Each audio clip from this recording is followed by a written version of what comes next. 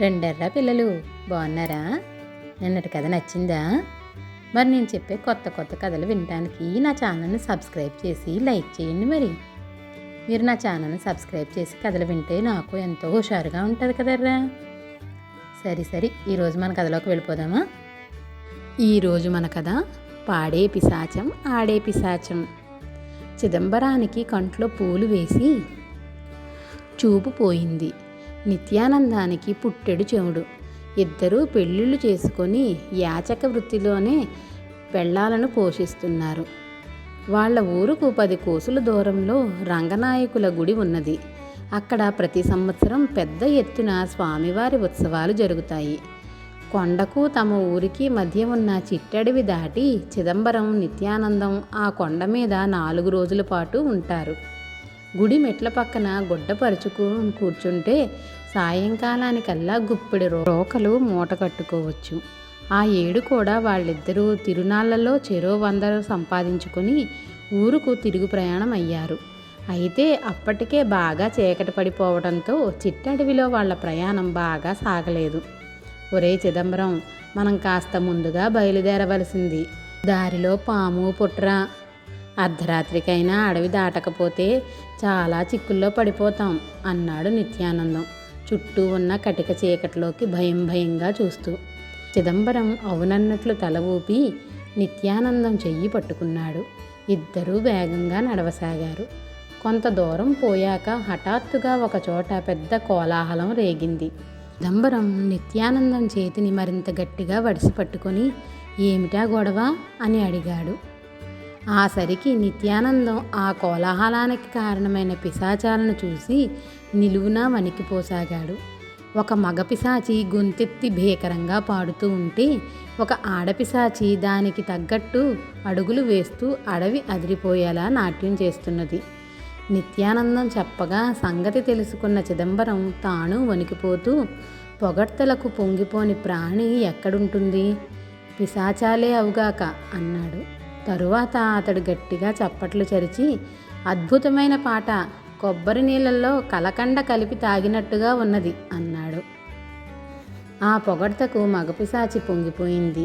నిత్యానందం తాను చప్పట్లు చరిచి, అమోఘమైన నాట్యం, నెమలికైనా నేర్వడం అసాధ్యం అనిపించేలా ఉన్నది అన్నాడు. ఆడపిశాచికి ఆ పొగడ్త ఆనందాన్ని కలిగించింది. అయితే తన పాటను నిత్యానందం మెచ్చుకోనందుకు కోపగించుకున్నది మగపిశాచి. ఆటను చిదంబరం పొగడనందుకు ఆడపిశాచం ఉడుక్కున్నది. అది చిదంబరాన్ని, ఆయన పాట తప్ప నా ఆట నిన్ను ఆకర్షించలేదా అని అడిగింది. నీ ఆట చూసి ఆనందించే అదృష్టం లేని గుడ్డివాణ్ణి, ఈ క్షణాన్నే చచ్చిపోవాలనుకుంటున్నాను అన్నాడు చిదంబరం. మగపిశాచం నిత్యానందాన్ని, ఆవిడ గారి పాట తప్ప నా పాట నీకు ఆనందం కలిగించలేదా అని అడిగాడు. చెవిటివాడైన నిత్యానందానికి మగపిశాచి అడిగిందేమిటో అర్థం కాలేదు. చిదంబరం కల్పించుకొని, ఈ చెవిటి మాలోకానికి పాట పసందుగా ఉన్నది లేనిది ఎలా తెలుస్తుంది అన్నాడు. ఆ జవాబుతో పిశాచాలకు వాళ్లల్లో ఒకడు గుడ్డివాడని, రెండవవాడు చెమిటివాడని తెలిసిపోయింది. ఆడపిశాచి చిదంబరం కళ్ళల్లోకి చల్లటి మంచులాంటి గాలి ఊదింది. మగపిశాచి నిత్యానందం చెవిలో గోబ అదిరిపోయేలా పొలికేక పెట్టింది. ఆశ్చర్యం! మరుక్షణమే చిదంబరానికి కళ్ళు కనిపించసాగాయి, నిత్యానందానికి చెవులు వినిపించసాగాయి. మళ్ళీ మగపిశాచి పాట అందుకున్నది. ఆడపిశాచి ఆట ఆరంభించింది. కంపరం పుట్టిస్తున్న వాటి ఆటపాటల్ని మరికొంతసేపు మెచ్చుకుని ఇద్దరూ సంతోషంగా ఊరిదారి పట్టారు. వాళ్ళు ఊరు చేరేసరికి బాగా తెల్లవారిపోయింది. వాళ్ళ ఇల్లు పక్కపక్క వీధుల్లో ఉన్నవి. చిదంబరం కళ్ళు మూసుకొని నడిస్తే తప్ప తన వీధిలోని ఇంటిని గుర్తించలేకపోయాడు. అతడు తలుపు తట్టేసరికి చాలా అనాకారిగా ఉన్న స్త్రీ ఒకతే వచ్చి తలుపు తెరిచింది. చిదంబరం ఆమె కేసి యావగింపుగా చూస్తూ, చింతామణి అనే ఆవిడ ఇల్లెక్కడా అని అడిగాడు. చింతామణి అతడి భార్య పేరు. తలుపు తెరిచింది ఆవిడే. భర్తకు చూపు వచ్చిన సంగతి తెలుసుకొని ఆమె పరమానందం చెంది, నేనే చింతామణిని, నీకు కళ్ళు వచ్చాయనే ఆనందంలో నా నోట మాట పెగలడం లేదు అన్నది. ఆ అనాకారి స్త్రీ తన భార్య అని నమ్మలేకపోయాడు చిదంబరం. అయితే కంఠస్వరాన్ని బట్టి ఆమె తన భార్య అని తెలుసుకున్నాడు. ఇంతకాలంగా ఆ వికారి మనిషితో తాను కాపురం చేసినందుకు అతడికి కంపరం పుట్టుకొచ్చింది. కానీ భార్య ఈ శుభవార్త ఇరుగు పొరుగులకు చెప్పేందుకు పరుగు తీసింది. ఇక నిత్యానందం తన ఇల్లు చేరి 1-2 సార్లు తలుపు తట్టాక వస్తున్నా వస్తున్నా అన్న కరుకైన మగ కంఠస్వరం లాంటిది వినిపించింది. ఏదో మగ కంఠం వినపడుతున్నది, ఎవరు వచ్చారు అని అడిగాడు నిత్యానందం భార్యను. భర్తకు చెవుడు పోయి మాట వినపడుతున్నందుకు పొంగిపోయిన కాంతం, దేవుడి దయ వల్ల నీకు చెవులు వినిపిస్తున్నాయన్నమాట, నా గొంతు తీరే అంతా అన్నది. ఆ కంఠస్వరం భరించలేని నిత్యానందం, అలాగే అయితే అది తరచూ వినటం జరిగితే నాకు మళ్ళీ చెవుడు వస్తుంది, ఇక నా ముందు ఎన్నడూ పెదవి విప్పకు, జాగ్రత్త అన్నాడు. అతడి భార్య గొడ్ల నీరు కుక్కుకుంటూ లోపలికి వెళ్ళిపోయింది. ఆ రాత్రి అడవిదారి పట్టిపోతున్న నిత్యానందాన్ని దారిలో చిదంబరం కలుసుకున్నాడు. ఇద్దరూ ఒకరి కష్టాలకొకరు చెప్పుకుని పిశాచాలే తమ కష్టాలను తొలగించాలనుకున్నారు.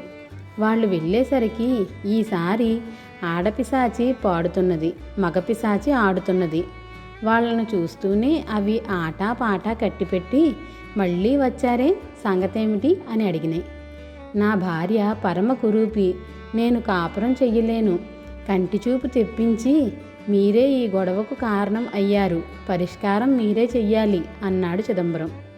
మగగొంతున్న ఆడమనిషి అన్ని అరిష్టాలకు కారకురాలవుతుంది. నా భార్య గొంతు భరించలేను, మీరే ఏదైనా దారి చూపాలి అన్నాడు నిత్యానందం. పిశాచాలు తెల్లబోయి ముఖముఖాలు చూసుకొని, ఇన్నాళ్ళు వాళ్ళు మిమ్మల్ని ప్రేమగానే చూసుకుంటున్నారు కదా అని అడిగినాయి. అవును, ఇప్పుడు అలాగే చూసుకుంటున్నారు, ఇటొచ్చి వాళ్ళ రూపం కంఠస్వరాలే చికాకు కలిగిస్తున్నవి అన్నారు చిదంబరం నిత్యానందం. ఇంతవరకు మీకున్న లోపాలను వాళ్ళేం పట్టించుకోకుండా ఎంతో ఆదరంగా చూశారు, వాళ్ళ మనసులు ఎంత మంచివో ఆలోచించి చూడండి అన్నది మగపిశాచం. ఆ మాట నిజం కావడంతో ఇద్దరూ జవాబు చెప్పలేకపోయారు. అప్పుడు మగపిశాచం, శారీరకంగా ఉండే లోపాలు సరిదిద్దుకోలేనివి, అవి ఉన్నవారిని అసహించుకోవడం క్షమించరాని నేరం. జీవితం అంతా కలిసి ఉండవలసిన భార్యాభర్తల మధ్య ఉండవలసింది ప్రేమ, ఒకరిపై ఒకరికి ఆదరణ. మీరు మీ భార్యల అందచందాలని కాక వాళ్ళ గుణగణాలని గౌరవించడం నేర్చుకోండి అన్నది. ఆ మాటలతో నిత్యానందానికి ఆ క్షణంలోనే తన చెవుడు పోయినట్టు అనిపించింది. చిదంబరం అప్పుడే తన గుడ్డితనం పోయినవాడిలా పిశాచాలకేసి ఆప్యాయంగా చూశాడు. ఇద్దరూ పిశాచాలకు వంగి నమస్కరించి, మాకు సరైన బుద్ధి చెప్పినందుకు బతికున్నంత వరకు మీకు కృతజ్ఞనం అని అప్పటికప్పుడే ఇంటిదారి పట్టారు. పిల్లలు, కథ నచ్చిందా? అయితే లైక్ చేసి షేర్ చేయండి, మరి అలాగే సబ్స్క్రైబ్ కూడా చేయండిరా.